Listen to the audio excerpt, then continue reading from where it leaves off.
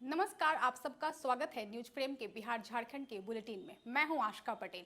News frame का आगाज हुआ है आपकी आवाज को बुलंद करने के लिए, अन्याय के खिलाफ आवाज उठाने के लिए और हुक्मरानों तक आपकी आवाज पहुंचाने के लिए।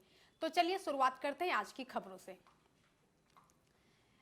आज सावन महीने की शुरुआत के साथ ही सुल्तानगंज में श्रावणी मेला 2025 का भव्य उद्घाटन हुआ। उप मुख्यमंत्री सम्राट चौधरी, विजय सिन्हा और मंत्री संतोष कुमार सिंह ने दीप प्रज्वलित कर मेले का शुभारंभ किया। गंगा किनारे हजारों श्रद्धालुओं की मौजूदगी में गंगा जल कलश पूजन और गंगा आरती के साथ मेले की औपचारिक शुरुआत हुई। बोल बम के जयघोष से माहौल भक्तिमय हो उठा। बिल्कुल, प्रभारी मंत्री के नाते पूरे भागलपुर जिले के लोगों का आस्था और जो मांग है उससे हम वाकिफ हैं। मैंने बात भी किया डिप्टी सीएम साहब से कि इसको जल्दी से, जितना जल्दी हो सके, सुल्तानगंज से बदल के अजगैबीनाथ रखिए।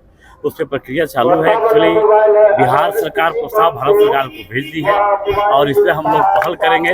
हमें पूरा भरोसा है कि जो आने वाला समय होगा, आने वाला जो अगला श्रावणी मेला होगा, उसके पहले अजगैबीनाथ लिखा दिखेगा। आपको इतना भरोसा दिलाते हैं। भागलपुर से राहिल सिद्दीकी की रिपोर्ट।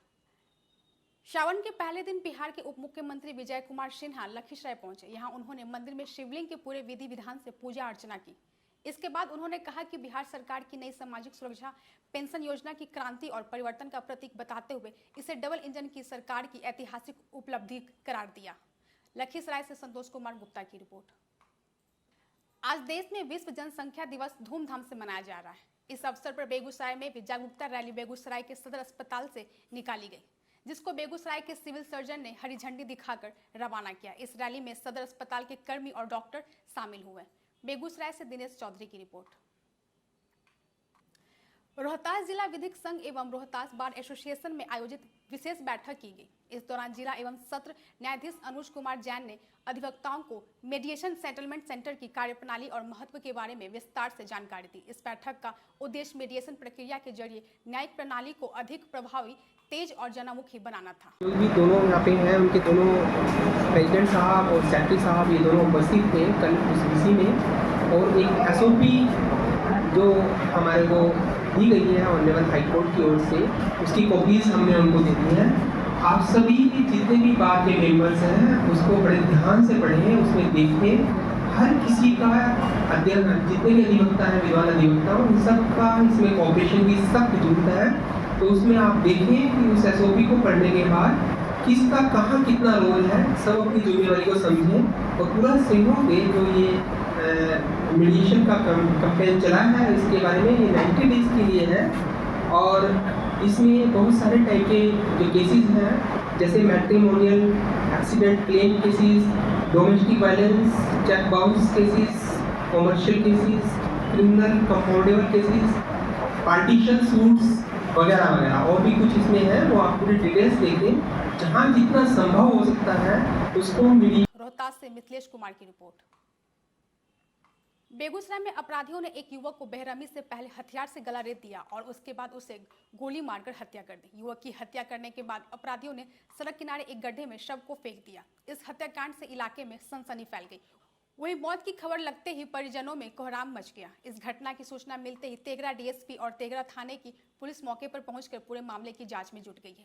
ये गौरा चौर है, तेघरा थाना अंतर्गत। अभी तो अज्ञात डेड बॉडी है। प्रथम दृष्टया प्रतीत हो रहा है कि इसकी हत्या की गई है।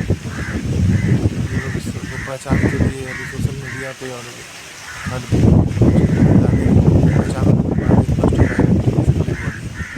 अगर विधिवत कार्रवाई हम लोग कर रहे हैं।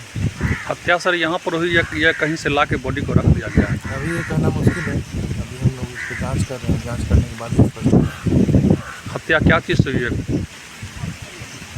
अभी हत्या लग रहा है, अभी पंचनामा हो रहा है, स्पष्ट पोस्टमार्टम करने के बाद स्पष्ट हो पाएगा कि हत्या का कारण क्या है या हत्या किस वजह से हुई है, ये भी स्पष्ट होगा।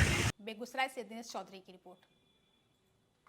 रांची स्थित झारखंड मंत्रालय में मुख्यमंत्री की अध्यक्षता में मंत्रिपरिषद की बैठक आयोजित की गई। इस बैठक में 27 प्रस्ताव पर स्वीकृति प्रदान की गई। इसी के तहत सिस्टम झारखंड विधानसभा का तृतीय मानसून सत्र आगामी 1 अगस्त से 7 अगस्त तक चलना तय हुआ है। इस मानसून सत्र में 5 दिनों के कार्य दिवस होंगे। प्रस्ताव संख्या 17 मंत्रिमंडल सचिवालय एवं निगरानी विभाग से षष्ठम झारखंड विधानसभा का तृतीय मानसून सत्र 1/8/2025 से 7/8/2025 तक आहूत किए जाने तथा संबंधी औपबंधिक कार्यक्रम पर मंत्रिपरिषद की स्वीकृति। Bureau report news frame. Bokaro जिले के धर्मपुरा गांव में लगातार बारिश के कारण किसानों की बीज की बुआई पूरी तरह से खराब हो गई है। नुकसान की भरपाई की मांग को लेकर ग्रामीणों ने भाजपा नेता विवेक सिंह को गांव बुलाया। मौके पर पहुंचे भाजपा नेता विवेक सिंह ने राज्य सरकार की कार्यशैली पर सवाल उठाते हुए कहा कि झारखंड सरकार का 91,000 करोड़ का बजट होने के बावजूद पहली तिमाही में ही सिर्फ 13% खर्च हुआ है। उन्होंने आरोप लगाया कि 1 अप्रैल से 23 जून तक कृषि क्षेत्र में सरकार ने बजट का एक भी रुपया खर्च नहीं किया। हाल में ही मीडिया में 2 दिन पहले एक खबर आई थी जो अखबारों के पन्नों तक सीमित रह गई, लेकिन आज गांव में आकर उस खबर का जो धरातल पे इम्पैक्ट हमें पता चला।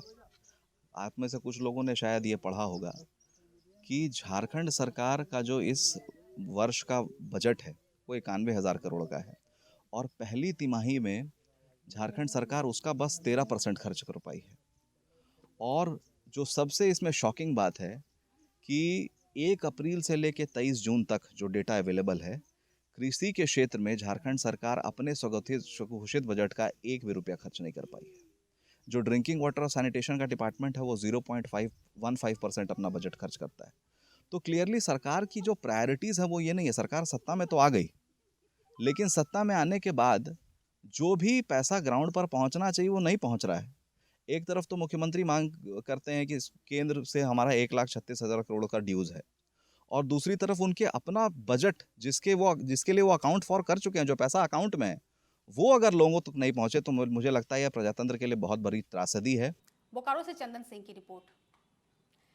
आईजी क्रांति कुमार गरीदेशी आज गिरिडीह पहुंचे। यहां उन्हें गार्ड ऑफ ऑनर दिया गया। इसके बाद आईजी ने एसपी ऑफिस में पुलिस पदाधिकारियों के साथ बैठक की और इसके बाद उन्होंने डीएसपी रैंक में प्रोन्नति हुए 3 इंस्पेक्टर नगर थाना प्रभारी शैलेश प्रसाद, पचम्बा इंस्पेक्टर मंटू कुमार और इंस्पेक्टर कमाल खां को बैच लगाकर सम्मानित भी किया।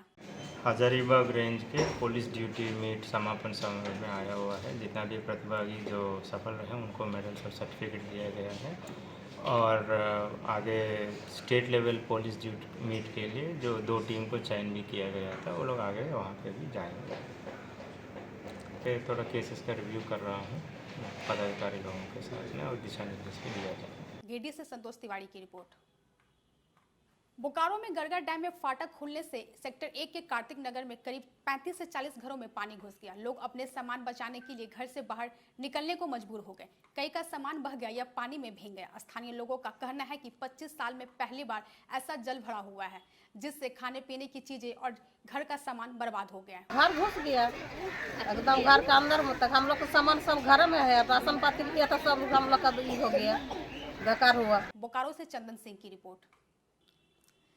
लातेहार पुलिस को बड़ी सफलता मिली है। पुलिस अधीक्षक कुमार गौरव को मिली गुप्त सूचना के आधार पर राहुल सिंह गिरोह के 6 अपराधियों को गिरफ्तार किया गया। ये अपराधी हाल ही में बालूमाथ और टोरीकोल साइडिंग में आगजनी और फायरिंग की घटनाओं में शामिल थे। पुलिस की छापेमारी में इनके पास से हथियार, बाइक, स्कूटी, मोबाइल और नकद बरामद हुए हैं। सभी अपराधी इलाके में लूट और गोलीबारी की योजनाएं बना रहे थे। पिछले महीने 10 जून को टोरी रेलवे साइडिंग पर एक फायरिंग की घटना हुई थी, जिसमें वहाँ पर सुरक्षा के लिए बने कंपार्टमेंट जिसमें टोरी साइडिंग के कर्मी कार्यरत थे, वहाँ पर उस कंटेनर पे एक फायरिंग की गई थी। इस घटना की जिम्मेदारी राहुल सिंह गिरोह के द्वारा लिया गया था।